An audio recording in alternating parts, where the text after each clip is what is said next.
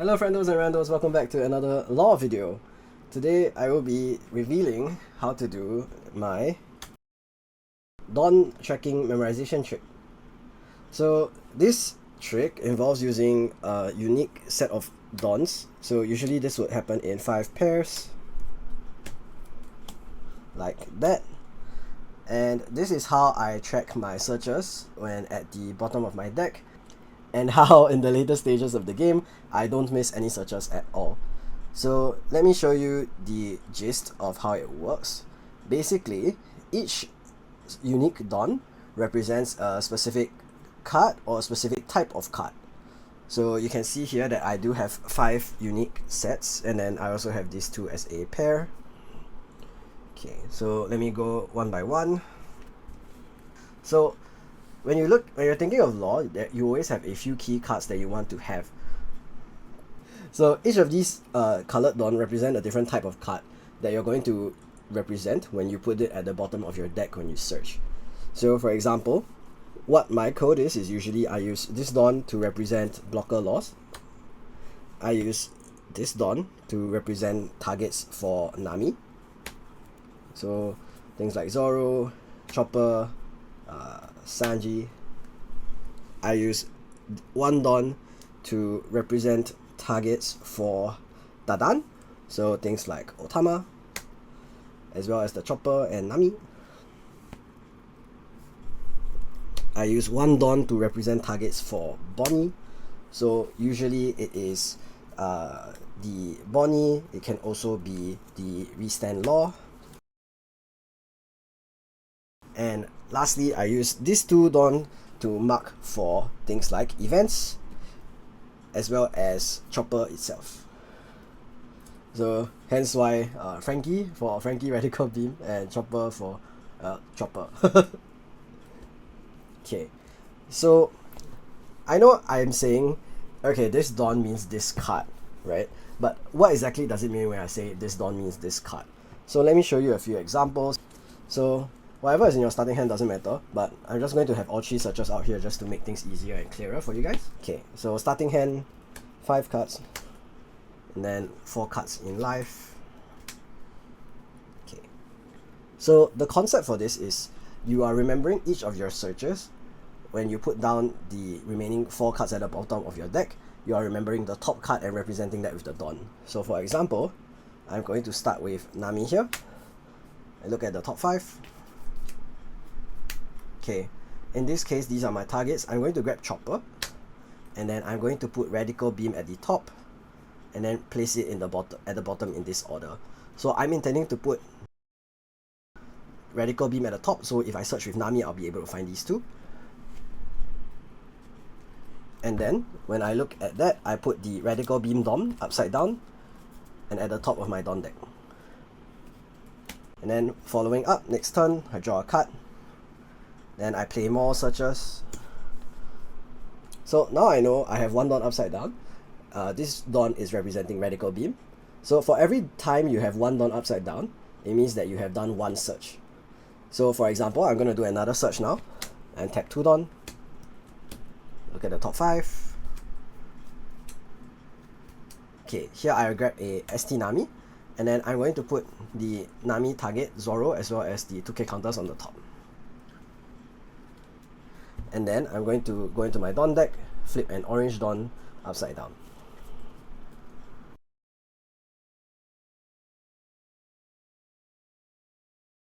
Then I will play a Searcher Nami. Look at the top 5. Okay, I will Brook. And then I'm going to put the Restand Law at the top. Put the rest of them at the bottom.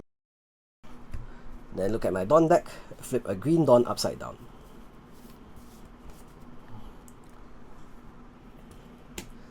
Okay, so then I pass my turn, my opponent does their turn, I probably take a hit, for example. Okay, now I have a total of 3 dawn upside down, and I know the bottom 12 cards of my deck. So the first card is Radical Beam, the 5th card is Zoro, and then Brook and Sanji, and then the 9th card is Restand Law. So I know the first 3 searches are 4 cards, 4 cards, and 4 cards, because I didn't miss any of the searches.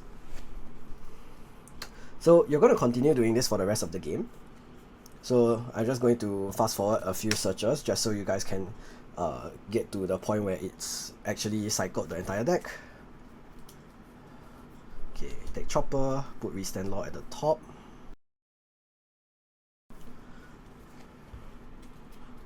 Put the Green Dawn upside down at the top. Then we'll play Bonnie.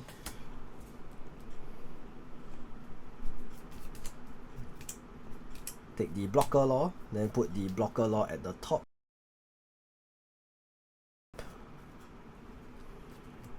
And flip a gold colored Dawn upside down as well. Then we'll pass turn. Probably take a life, draw a card. Alright. Now we Dawn face. Okay. So now we have a total of 5 Dawn upside down already. And we are aware of the bottom 20 cards of our deck. So we'll continue doing this until we have reached a point where the number of cards we know at the bottom of our deck is 5 less than the current number of cards in our deck. So for example, now if there were 20, I'm aware of 20 cards at the bottom of my deck. So if my deck was at 24 cards, my 5th card would be the Radical Beam. So we're going to continue doing this for a bit. So let me just throw a few cards in my trash for a more realistic kind of game experience. Blah blah. Okay. Put the Law on the board. Okay, let's do Bonnie again. So 5. Okay, here we're gonna grab a Healer, and then we'll put a Tama on the top. And then we'll flip a Red Dawn upside down.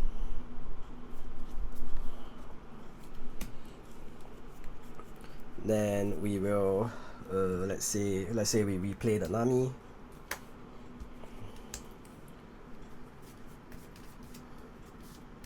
Okay, we'll grab a Chopper, put Jet Pistol and Zoro at the top. Then for Jet Pistol, we'll flip a Pink Dawn. Alright, so now we have a total of 7 searches done. So around the 6 or 7 searches mark is when you can start counting to see if you are going to be hitting perfect searches from now on. So let's look at the total number of cards in play so we can determine the number of cards in our deck. So in my trash there is 5, on my board there is 5, in my life there is 2, and in my hand there is 6. So that adds up to currently 18 cards in the play at the moment, which means in my deck right now there are 32 cards. So 28 plus 5 is 33. That means if I were to hit the if I were to play a Nami now, I would hit the Radical Beam, correct? So let's test that theory. 1, 2, 3, 4, 5. And there you have it, we found the Radical Beam. And then this continues on for the next few searches as well. So now we know we've hit Radical Beam off of this search. Then we're going to continue and reset again. So we'll put Blocker Law at the bottom. And then, because we've already hit this Radical Beam, we turn this Dawn back right side up. And we turn one of our Golden Dawns upside down instead. So this is the new chain of 28 cards that we understand. Now we know the next card here in 4 cards, the 4th card from the top is going to be our Rush Zoro that we put at the bottom earlier. So 1, 2, 3, 4. So if we wanted to grab this Rush Zoro, we will grab it with off the Nami, or we can actually grab it off the Bonnie since it's also double searchable.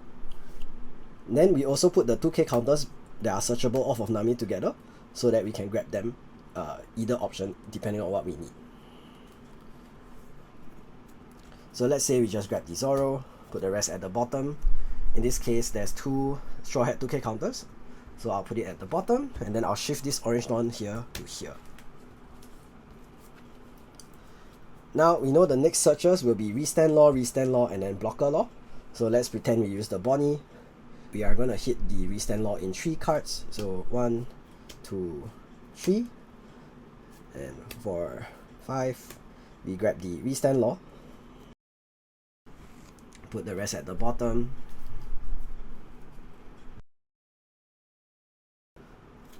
And then we can put this right side up again, and then flip another green card upside down to fit the restand law again. Now we know the next card is going to be restand law again. So restand law just now was the card in the middle.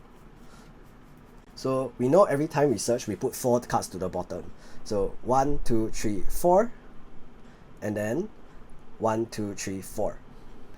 The restand law was in the middle of that previous search, so we know it's the first card, and then we have 1, 2, and then we have 2 cards. We have 1 more card, and then it will be this green card, which is another restand law. That means we are 6 cards away from our blocker law.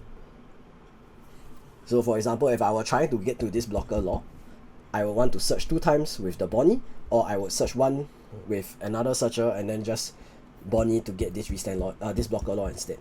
So for example, I know the blocker law is 6 cards away. So we will do maybe a Nami, just grab, we skip past this restand law because it's not that important. So let's just grab the Robin for example. And the real price is the top deck here, which is the blocker law. Here. So this is how you are able to make sure for the later stages of the game, once you've hit about 6 to 7 searches, you will never miss a single search again, by making sure you remember what is at the bottom of your deck and using this trick in order to keep things easy to remember. Now you're probably wondering, what happens if you don't hit all of your searches and you aren't able to, go to the bottom of your deck? That's fine. Of course, some games that will happen, you won't be able to draw all of your searches, you won't have that opportunity to see the bottom of your deck. But what this does still help you with is being aware of how many key cards you have and what kind of outs you're looking for. For example, if I have had games where I have bottom deck multiple blocker laws, and I will see things like this as my my Dawn sequence, and I know I need to cycle my deck faster in order to hit my blocker laws again. So I will keep reusing my searches, and I won't be too conscious about using Bonnie to get my blocker laws back because I know they're at the bottom. So I'll just use the red searches instead, for example. So information is very important in this game, and the more you remember, the higher your chances of course, succeeding in general. Especially when playing a deck like Law, all the little advantages that you can gain really add up. So being able to hit searches with 100% accuracy rate is something that I think people may underestimate a little bit as well. Of course, your first 7 searches are out of your own control. Those are just left up to RNG. But if you are able to remember the bottom order like this, after that it's no longer RNG. It's cards that you have already seen before. I have been in the position many a times before I started using this memorization method, that I would reach the bottom of my deck and I would be aware of it, and I would be very upset that I didn't realize I was reaching the bottom, because I knew, on my first Nami search on turn 1, I bottom decked the blocker law, and because I wasn't able to pay attention to that along with the rest of the game, I missed that, and then that could have costed me the game. But using this method, I was able to have an easier way to keep track of the different cards at the bottom of my deck and make my life a lot easier when it came to doing searches. There's also times where it has came in absolutely clutch. For example, I was aware that my next 2 searches would be a blocker law and a radical beam. So what I was able to do was to use the Bonnie, grab a blocker law off the top, and then using the blocker law, replay my Nami, grabbing the radical beam, and that gave me enough counter to survive the following turn. 7 you block, I search for law blocker, replay Nami, find radical beam, replay Nami, find radical beam. Here I'm doing some math to see whether my enemy Zoro has lethal the following turn. So I'm looking at it from the most simple line of play, which is just spreading the Dawn as evenly as possible, because currently I'm at 0 life.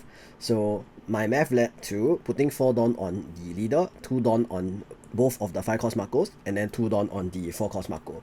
So that would be 8999 for a total of 2 blocks as well as 4k and 5k counter. And then when I realized that by doing the play mentioned earlier, doing blocker law into replay Nami and find radical beam, I will have exactly enough counter. I mean, you can just hear the way I react here. Okay, I can leave. Bonnie find law.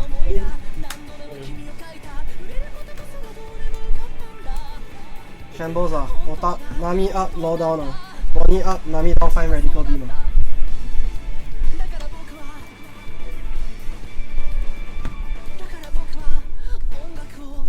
Whoa. Hand size is 5, 2 blockers up, and done. 3 door open. Yeah, I have to go all in. Just do what? You can guard, you know. Yep. Wait, what? 8999 Bro. 899 you can guard. 8999.